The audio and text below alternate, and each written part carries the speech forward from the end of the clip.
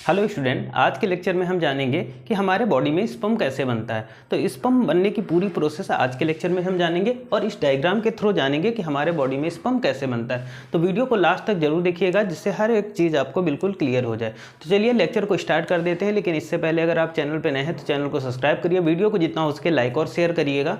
चलिए स्टार्ट करते हैं बच्चों। जैसा कि आपको पता होगा कि हमारे बॉडी में अगर हम बात करते हैं स्पर्म फॉर्मेशन यानी शुक्राणु कहाँ बनते हैं, तो स्पर्म हमारे बनते हैं कहाँ पर, टेस्टिस के अंदर। ठीक है बच्चों, ये हमारा क्या दिया गया है, टेस्टिस गिवन है ना। इसको क्या बोलेंगे, टेस्टिस। और इसी टेस्टिस के अंदर क्या होते हैं बच्चों, यहीं पर हमारे स्पर्म बनते हैं। ठीक है, अब देखो स्पर्म की बात करते हैं तो ये हमारा टेस्टिस हो गया और टेस्टिस के चारों ओर ये वाली जो लेयर है ना, इस लेयर को बच्चों क्या बोलते हैं, इसको बोलते हैं स्क्रोटम। स्क्रोटम एक पॉच लाइक स्ट्रक्चर होता है जिसके अंदर हमारे जो टेस्टिस होते हैं वो कवर होके रहते हैं, यानी स्क्रोटम कहीं ना कहीं हमारे टेस्टिस को क्या करता है, प्रोटेक्ट करके रखता है। ठीक है, तो देखो बच्चों, अगर हम बात करते हैं टेस्टिस, तो टेस्टिस हमारा ये टेस्टिस हो गया और टेस्टिस के चारों ओर एक कवर होता है जिसे हम लोग बोलते हैं स्क्रोटम।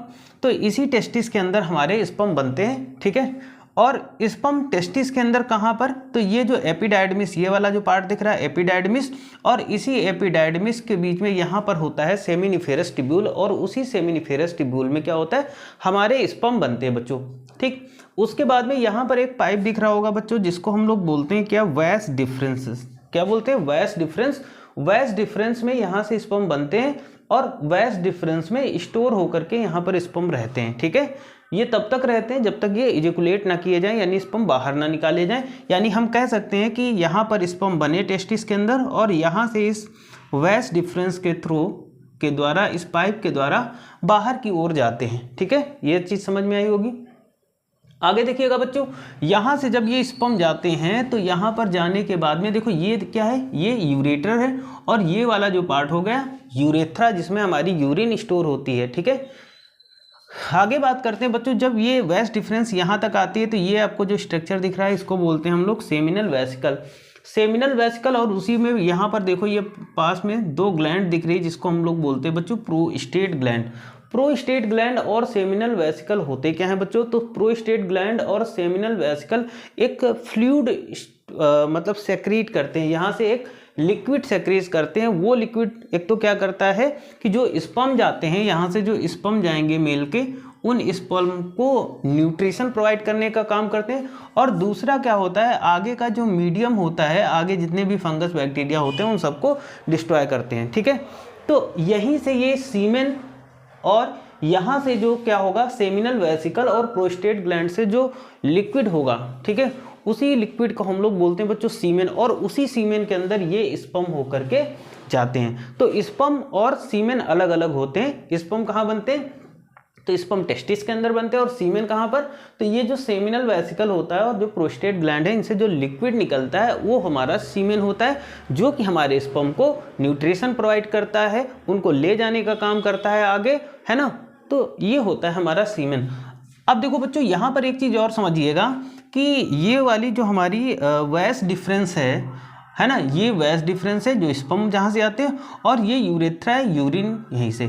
तो दोनों का रास्ता एक ही होता है, मतलब स्पर्म आएगा तो भी इसी रास्ते से जाएगा, और अगर हमारा यूरिन आएगा तो ये भी इसी रास्ते से जाएगा। लेकिन दोनों का क्या होता है, ऐसा नहीं कि स्पर्म और यूरिन दोनों एक साथ आएंगे, ऐसा नहीं होता है। जब यूरिन आएगा तो स्पर्म नहीं आ सकता, और जब स्पर्म आता है तो यूरिन नहीं आता है। ठीक है, तो मतलब क्या होता है, जैसे यहाँ से यूरिन निकला, अगर यूरिन निकलेगा तो ये पाइप यहाँ से बंद हो जाएगा, मतलब स्पर्म आगे नहीं आएगा, और जब स्पर्म इधर से आता है तो ये पाइप बंद हो जाता है। तो ये आप समझ गए होंगे कि स्पर्म कैसे बाहर आता है। ठीक है, ये हमारा क्या है, पेनिस है, और इसी पेनिस के थ्रू क्या होता है, यहाँ पर ये यूरेथ्रा है ना, और इस पेनिस के थ्रू ये फिर क्या हो जाता है, बाहर स्पर्म एजुकुलेट हो जाता है। ठीक है बच्चों, कभी कभी क्या होता है कि प्रोस्टेट ग्लैंड बहुत ही ज़्यादा, एक उम्र के बाद में ये बहुत ही ज़्यादा फूल जाती हैं, जिससे क्या होता है, यूरिन करने में लोगों को परेशानी होती है। ठीक, आगे चलते हैं बच्चों, हम इस बार समझते हैं।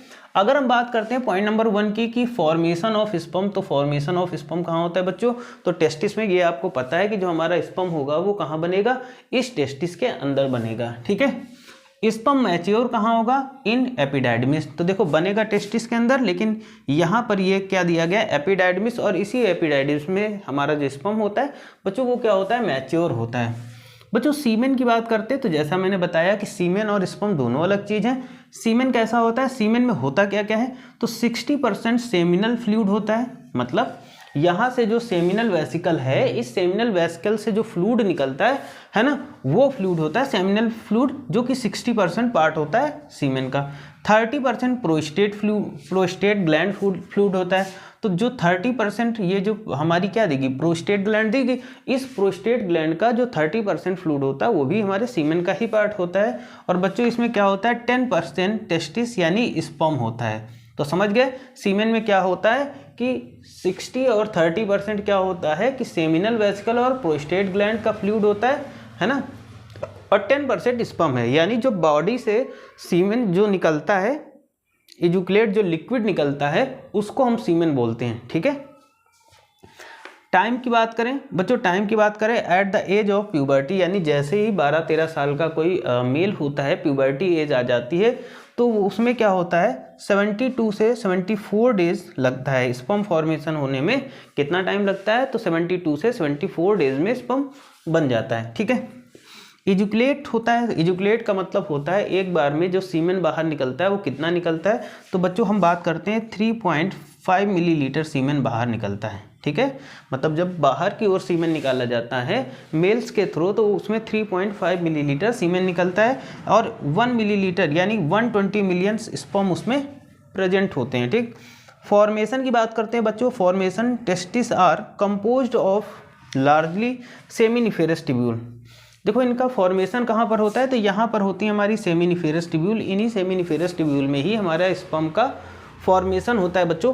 उसके बाद में अगर हम बात करें हार्मोन्स यानी कौन कौन से हार्मोन्स इस स्पर्म के फॉर्मेशन में हेल्प करते हैं, तो बच्चों मेल की बात करते हैं तो यहाँ पर टेस्टोस्टेरोन और एस्ट्रोजन, ये 2 हार्मोन्स ऐसे होते हैं, और जीएच हार्मोन, ठीक है, जीएच हार्मोन्स हो गया, ग्रोथ फॉलिकल हार्मोन्स हो गया। तो ये हार्मोन्स क्या होते हैं, ये हार्मोन्स हमारे स्पर्म बनने में हेल्प करते हैं।